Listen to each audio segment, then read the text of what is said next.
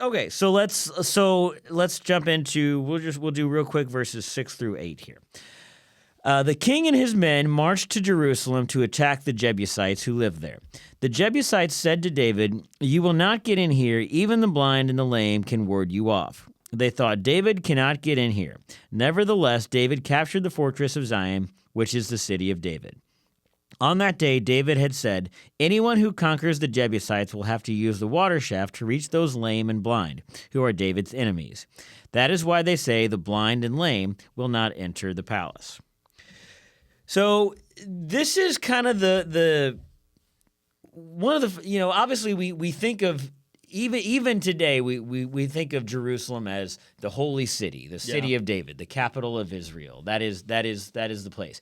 And so this is kind of where that all begins. Yeah. This is really, I mean, it's not the first mention of Jerusalem, but it is one of the first mentions of Jerusalem in the Bible.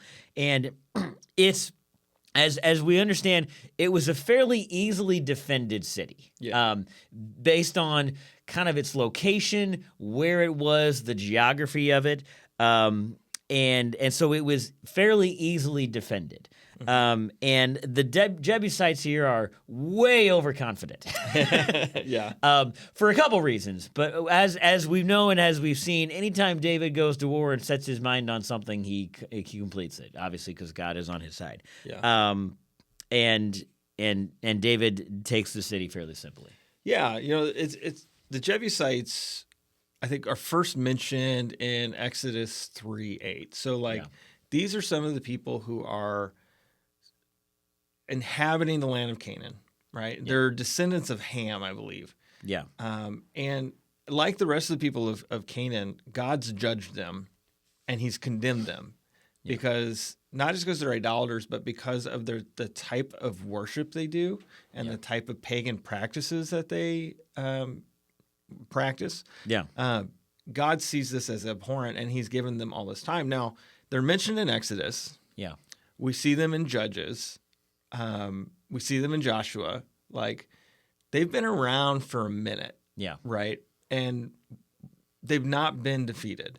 In fact, Judges 1:21 tells us that the Benjamites were supposed to dislodge them from Jerusalem, but couldn't.